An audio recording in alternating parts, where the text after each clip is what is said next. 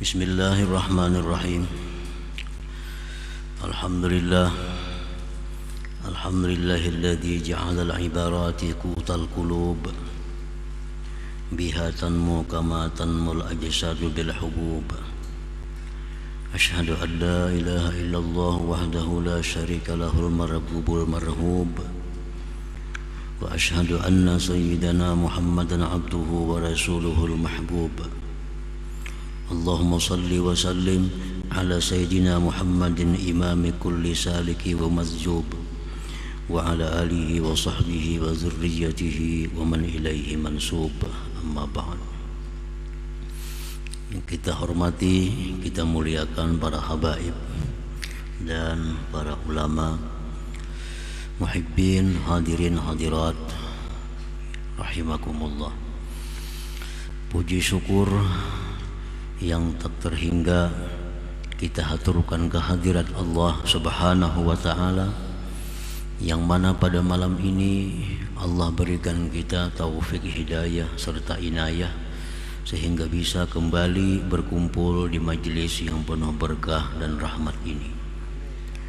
Salawat salam atas junjungan kita Nabi besar Muhammad sallallahu alaihi wasallam dan seluruh keluarga, sahabat, zurriyat dan pengikut beliau ila yaumil qiyamah. Para muhibbin rahimakumullah, al-hikmatus sabi'atu wa thamanuna ba'dal mi'ah minal hikamil ataiyah. Qala al-imam Ahmad ibn Athaillah as-Sakandari rahimahullah, nafa'ana bi'ulumihi wa asrarih. Hikmah yang ke-187 dari Al-Hikam.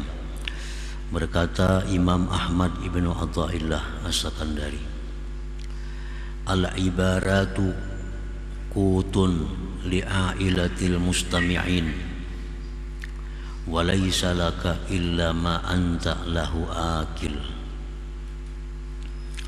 Artinya, bermula ibarat-ibarat, ungkapan-ungkapan atau pepadah-pepadah, mau'izah, nasihat, merupakan makanan bagi para pendengar yang berhajat.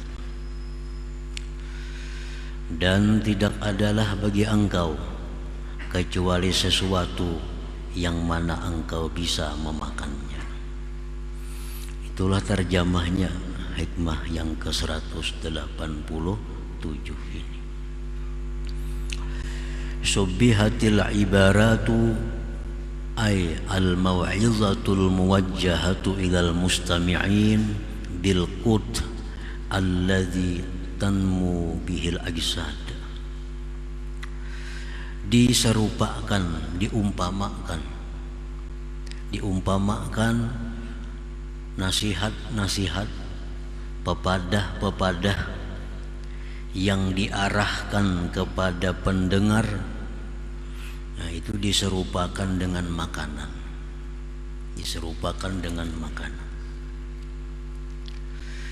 Yang dengan makanan itu menjadi tumbuhlah jasad-jasad. Nah, dengan makanan itu menjadi tumbuhlah tubuh kita ini.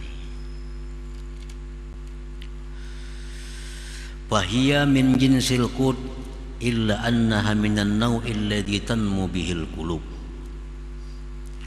Nasihat-nasihat agama itu termasuk jenis makanan,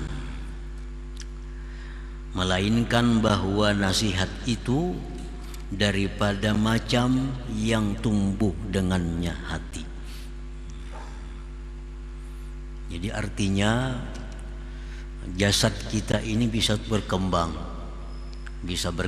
dengan makanan yang masuk ke dalam perut kita. Nah, demikian pula hati itu bisa berkembang, hati bisa hidup dengan makanan-makanannya. Sedangkan makanan hati itu adalah mau'izah, pepadah agama, ilmu agama. Itulah makanan hati. Nah, para muhibbin rahimakumullah,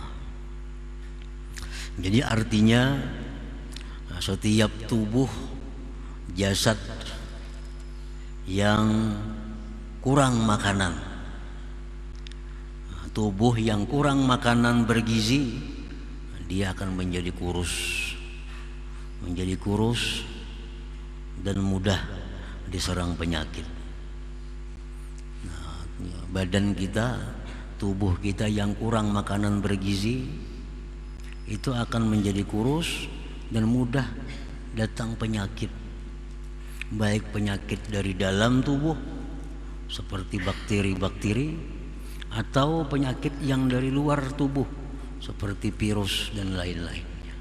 Nah, mudah tertular, mudah terjangkit. Belum lagi penyakit yang sudah ada di dalam tubuh itu berkembang karena tubuh kita kekurangan makanan yang bergizi itu. Nah, demikian pula hati kita ini, demikian pula hati yang kurang pemasukan, hati yang kurang mau'izah, kurang pepadah, hati yang kurang pemasukan pepadah yang baik, maka hati kita ini menjadi kurus. Hati menjadi kurus dan mudah diserang penyakit juga, baik penyakit dari dalam yang berasal dari nafsu atau penyakit dari luar yang datang dari syaitan atau lingkungan. Nah, para muhibbin rahimakumullah. Jadi kedua itu makanan diperlukan oleh manusia. Jadi manusia bukan hanya punya tubuh yang sehat, tetapi juga hati yang sehat. Supaya tubuh sehat, cukupi dengan makanan yang baik, makanan bergizi. Nah, hati supaya sehat, cukupi dengan mau'izah, dengan ilmu-ilmu yang bermanfaat. Dengan demikian itu menjadi manusia yang sempurna. Nah, para muhibbin rahimakumullah, orang-orang yang cenderung mengutamakan makanan-makanan untuk perkembangan tubuh. Nah, manusia yang cenderung mengutamakan makanan-makanan yang diperlukan tubuh, menomorduakan makanan-makanan yang diperlukan oleh hati. Ini manusia cenderung arahnya kepada hewan. Cenderung kepada hewan. Yang pentingnya kenyang, penting makan nyaman, makanan sehat, makanan 4 sehat 5 sempurna. Tapi perkara makanan hati lalai. Nah, makanan hati kada terurus. Ini manusia cenderung kepada hewan, cenderung kepada binatang. Binatang yang diurusnya adalah hati. Nah, kemudian manusia yang hanya mementingkan kesehatan rohani, kesehatan hati. Nah, dia menuntut ilmu yang bermanfaat untuk dirinya. Bahkan dia melalaikan makanan-makanan untuk kesehatan jasmaninya. Nah, ini manusia cenderung kepada malaikat. Cenderung kepada malaikat. Kalau manusia yang sempurna itu adalah manusia yang menjaga keseimbangan antara keduanya. Nah, jasmaninya bagus dan hatinya pun bagus. Nah, makanya manusia itu yang sempurna kedudukannya lebih afdal daripada malaikat di sisi Allah Subhanahu wa taala. Nah, para muhibbin rahimakumullah. Nah, jadi apabila hati kita ini kurang pemasukan ilmu yang bermanfaat tentunya, maka hati kita ini mudah sakit. Bisa sakarat kina. Sakarat. Bila sakarat itu kan lawas lagi mati. Banyak orang yang terdahulu hatinya mati daripada tubuhnya mati. Nah, banyak manusia ini yang terdahulu hatinya mati sebelum tubuhnya mati. Karena selama hidupnya orang ini selalu mementingkan makanan-makanan yang diperlukan tubuh, kurang mementingkan makanan yang diperlukan oleh hati itu. Ada sedikit orang yang sihat, orang yang kuat, tetapi hatinya lemah, hatinya kurus, hatinya sakit karena kekurangan gizi, kekurangan makanan berupa mau'izah itu. Nah, para muhibbin rahimakumullah, kalau makanan-makanan yang diperlukan tubuh itu bisa didapat di warung, di rumah makan, di restoran. Tetapi kalau makanan-makanan hati itu bisa didapat di majelis ta'lim, majelis ilmu, ziarah kepada orang salih, minta nasihat, minta petunjuk kepada mereka tentang agama. Nah, itulah tempat makan-makannya ini hati yang diperlukannya. Nah, penyakit yang bisa menyerang hati manusia karena kekurangan ilmu, kekurangan mau'izah, seperti penyakit ria, itu jelas sudah. Orang yang ria itu orang yang hatinya sakit, kekurangan nasihat, kekurangan pemasukan agama, timbul ujub, sombong, dengki, dendam, kikir.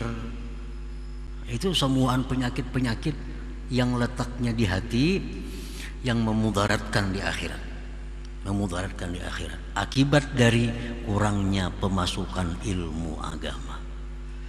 Nah, kita kalau kurang makan sehari ini kita ribut benar. Biasa makan 3 hari sekali, ini makan sekaliannya sehari, wah, dianggap kayak setengah kelaparan sudah. Tapi kalau kita kada ada pemasukan hati seminggu kada ada masalah.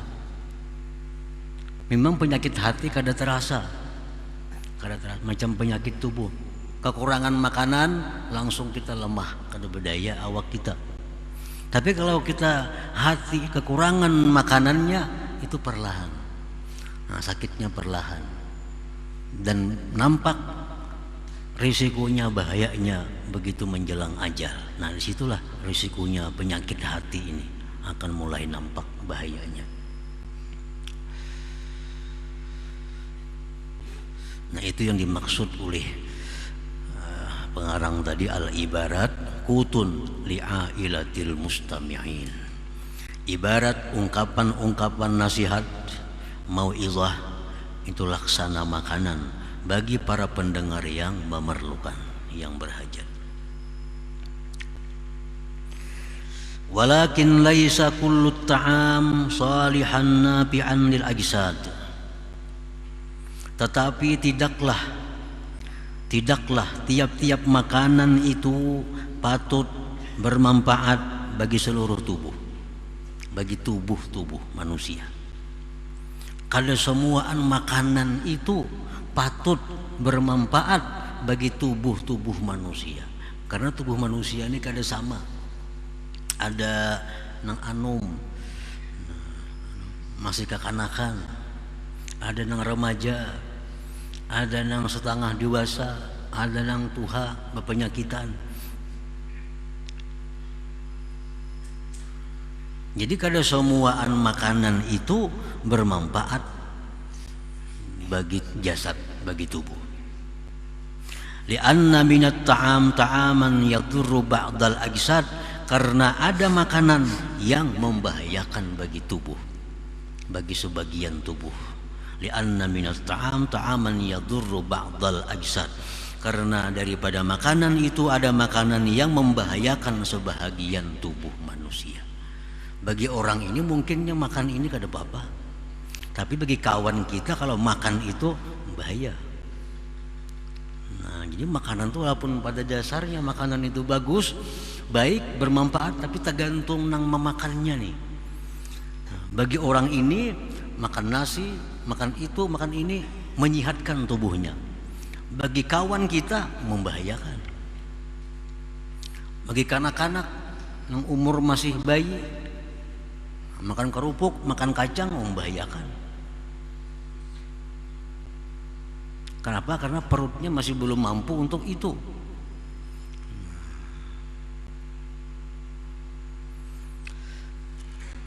Walakin laisa kullu ta'am salihan nafi'anil ajsad, lianna minat ta'am ta'aman yadurru ba'dal ajsad. Nah, wa kadzalika laisa kullul mau'izah salihan nabi'an liqulubil mustami'in.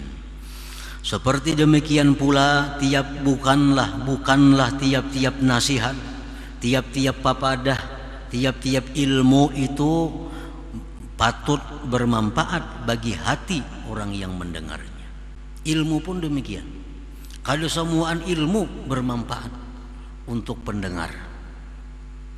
Lianna minal mau'izah ma la yasluhu wa la yanfa'u bal yadurru li ba'dil mustami'in, karena sebagian daripada nasihat, sebagian daripada papadah itu ada yang tidak patut, tidak berguna, bahkan membahayakan bagi sebagian pendengarnya.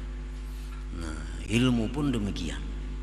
Kada semua ilmu itu bisa diserap oleh pendengarnya.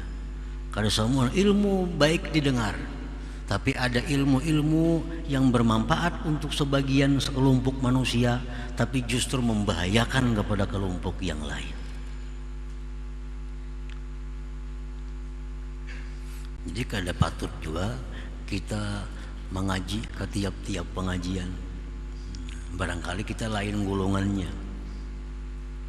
mesti dipilih juga. Majelis-majelis taklim itu belum tentu itu cocok dengan golongan kita, karena ada nasihat agama yang hanya patut untuk sekelompok orang, tapi justru membahayakan kepada kelompok yang lain. Kenapa? Karena ilmunya bagus, ilmunya sama-sama baik, cuma keadaan orang yang mendengar ini berbeda-beda. Kada sama pemahamannya, kada sama hatinya, kada sama dan sebagainya. Nah, contohnya kaman fil marhalatil ula bisuluk la yasluhu lahu ay yastami ala ibaratil muwajjahati lil arifin al wasilin.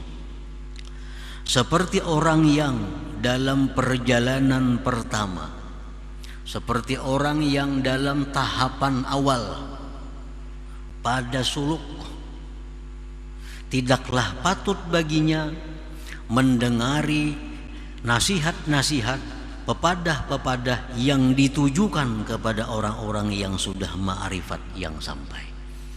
Itu contohnya. Ini orang ini hanya hendak bermula suluk nih. Arti bermula suluk tuh orang ini hendak bujur-bujur menjalani agama. Hendak bujur-bujur menjalani agama, hendak bujur-bujur mendekatkan diri lawan Tuhan, bujur-bujur hendak dapat ma'rifatullah di dalam dunia ini. Nah, ini orang ngarannya permulaan suluk. Nah, orang yang di permulaan suluk ini apabila langsung diberi ilmu yang digunakan oleh orang-orang yang sudah ma'rifat kepada Allah, ini membahayakan yang pertama dalam suluk ini. Orang yang dalam tahapan pertama suluk itu ilmu yang mesti dipelajarinya adalah tobat dulu. Tobat itu jadi pelajarinya. Nih kita hendak jadi orang baik nih, hendak jadi orang baik, hendak bercita-cita suluk menjalani jalan yang diridhai Allah, hendak juga suatu saat kita ma'rifat kepada Allah sebelum mati, hendak jadi orang yang diridhai Allah, hendak jadi hamba Allah. Suluklah dia. Nah, kayak apa caranya suluk nih? Pertama-tama yang dilakukannya adalah tobat dulu. Jangan dicampur lawan bab-bab lain dari ilmu. Jangan belajar tentang zuhud, jangan belajar tentang wara, jangan belajar tentang macam-macam, jangan. Khusus belajar tobat. Ya, orang hendak melangkah menjadi orang salikin. Nah, pelajari dulu tobat.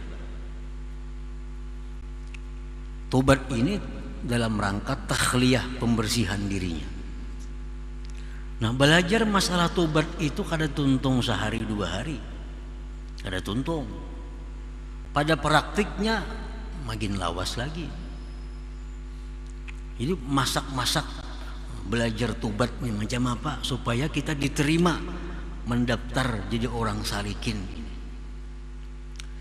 Nah, jadi tobat itu artinya menyesali perbuatan dosa, berhenti melakukan dosa-dosa, mencita-citakan akan mengulang lagi. Itu 3 itu sudah nyata. Nah, langkah 4 rukun tobat ini apa?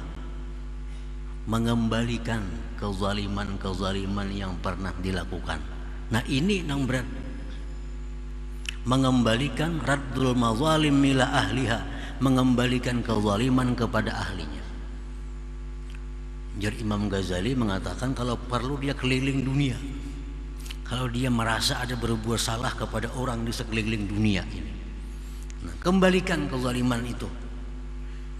Dulu pernah mengambil harta orang. Nah, orangnya ini sekarang berada di Saudi. Nah, kirimkan ke Saudi, bebaskan kezaliman itu. Dulu pernah ada memfitnah orang. Yang dipitnahnya orangnya sekarang di Afrika. Datangi ke Afrika sana. Dalam Ihya disebutkan demikian. Dulu pernah kita menyakiti orang. Mana orangnya? Kita lihat lagi. Cari orangnya di mana? Oh, orangnya di Singapura. Datangi ke Singapura. Nah, ini tahap awal, tahap tobatnya. Ini perlu waktu yang panjang.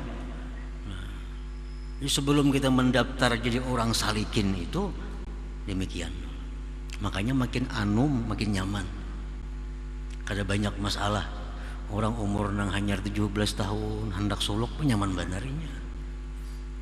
Sudah umur 60, apalagi pelang-pelang buana makin ngalih bener itu. Banyak bener yang diingatakan. Nah, jadi harta. Masalah harta kita diriskan, harta didapat dari jalan apa dulu nih? Nah, dari jalan itu. Selesaikan harta supaya tinggal harta yang bersih. Nah, selesai itu. Harta kita sudah selesai. Nah, yang kedua lagi yang dicari apa? Wadarakul fawaid, memperdapati keluputan. Dulu banyak ada kada sembahyang, nah, bayari. Dulu ada kada puasa, bayari. Dulu zakat kada biris, selesaikan.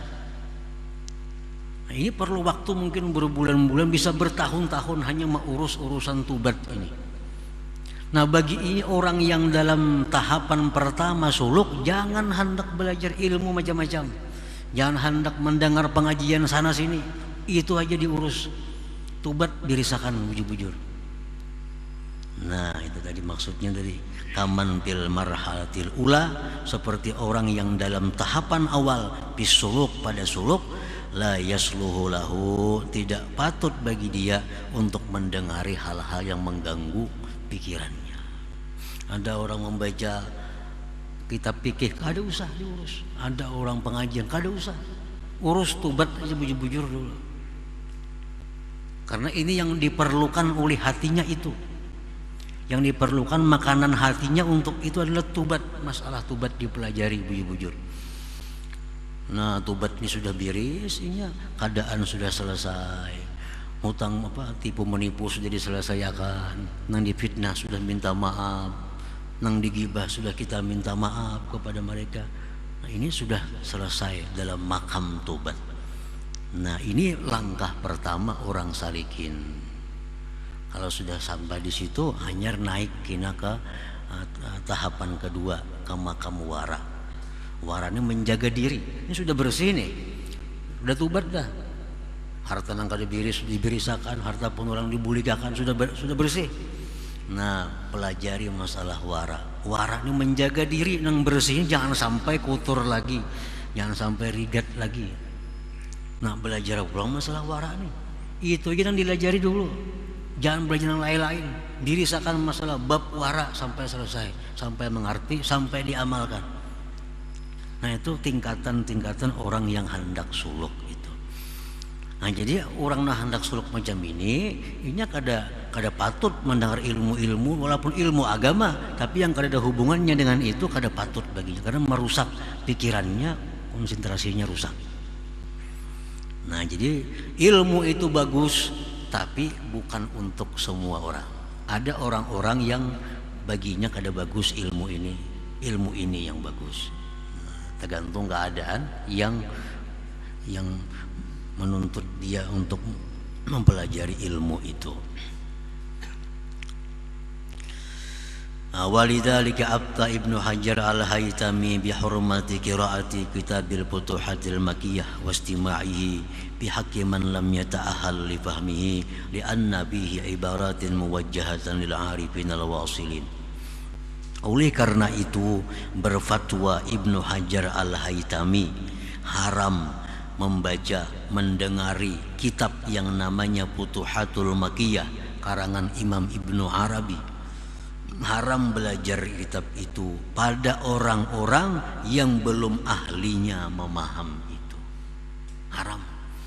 Jadi ada kitab-kitab agama yang haram kita belajar, haram mengajarkannya. Kalau yang diajari ini belum ahlinya, belum sampai tingkatannya ke sana. Li'anna fihi, karena dalam kitab itu ada ibarat-ibarat yang diarahkan untuk orang-orang yang arif dengan Allah yang sudah wasil. Nah, kalau kita masuk ke sana membahayakan kita karena kondisi kita belum sampai ke sana. Nah, para muhibbin rahimakumullah, Rasulullah sallallahu alaihi wasallam bersabda, ma ahadun yuhadditsu qauman bihadisin la tablughuhu uquluhum illa kana fitnatan ala ba'dihim. Ujar Nabi, tidak ada seseorang yang mengajarkan kepada suatu kaum dengan pelajaran yang tidak sampai akal mereka ke sana. Nah, akalnya kada sampai ke sana. Ini orang ini hanya belajar parukunan, hanya belajar parukunan, hanya belajar sifat 20, akalnya nggak situ aja nyar.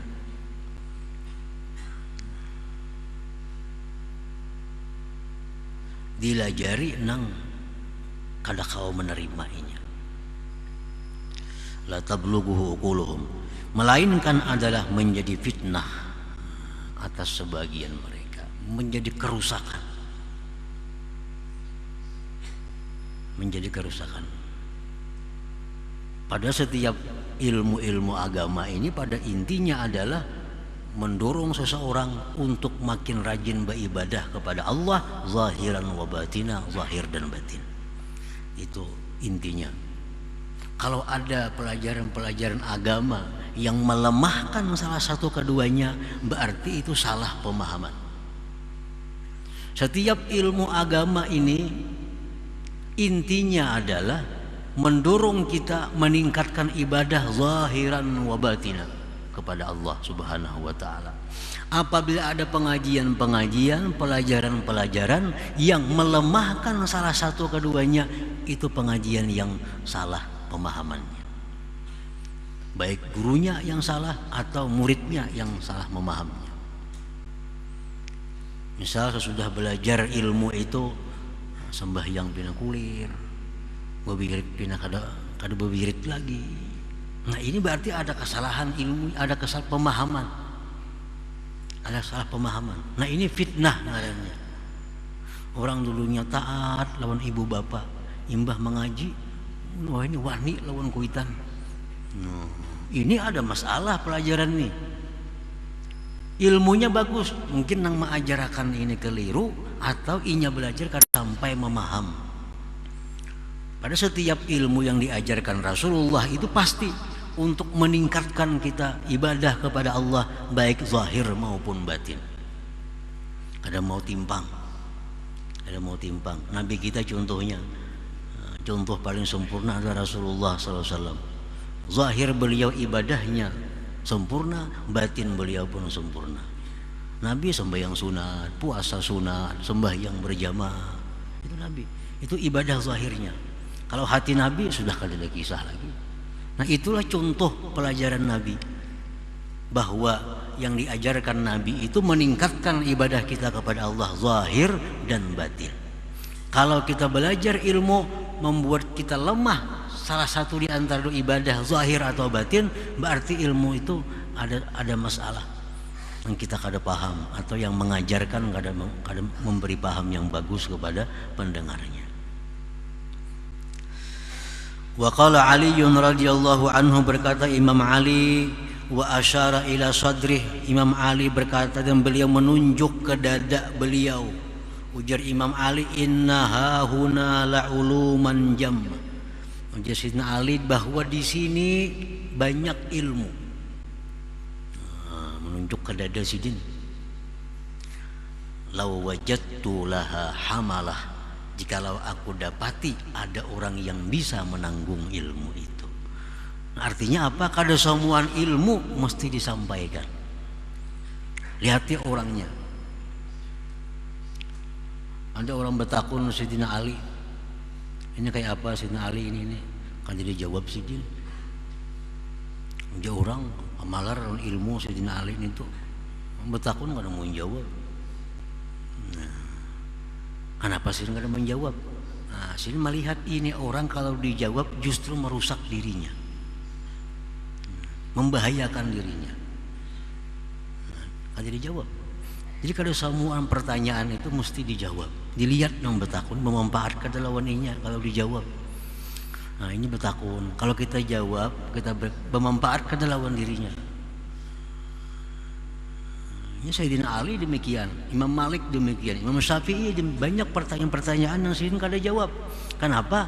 Karena kalau dijawab kada ada manfaatnya bagi yang bertakun itu, bagi yang bertanya itu.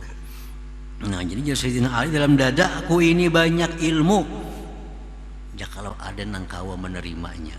Nah cuma kada kawa menerima. Ini hanya sebagian ilmu. Anjir Abu Hurairah, aku dapat daripada Rasulullah itu 2 kampil ilmu. 2 kampil, 2 karung ilmu. 1 karung ilmu aku sebarkan kepada manusia. 1 karungnya kalau aku sebarkan sembelih orang aku. Sekarungnya mau kau sebarkan sembelih orang aku, ya Abu Hurairah. Artinya apa? Bahwa memang ada ilmu itu yang dipelihara, yang hanya diberikan kepada segelintir orang yang bisa mengerti tentang itu. Karena semua ilmu mesti diajarkan, mesti dipelajari. Nah kita lihat keadaan-keadaannya. Nah itu yang dimaksud oleh Imam Ahmad ibnu Athaillah, walaysa laka illa ma anta lahu akil. Tidak ada bagi engkau kecuali yang engkau bisa memakannya, bisa mencernanya. Itu ilmu yang dipelajari.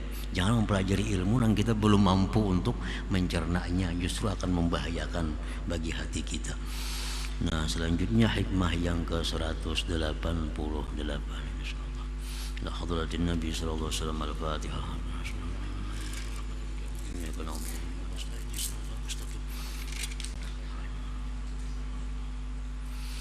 يا الله بها يا الله بها يا الله بحسن الخاتمة يا الله بها يا الله بها يا الله بحسن الخاتمة يا الله بها يا الله بها يا الله بحسن الخاتمة فيا أيها الرجون منه شفاعة صلوا عليه سلموا تسليما.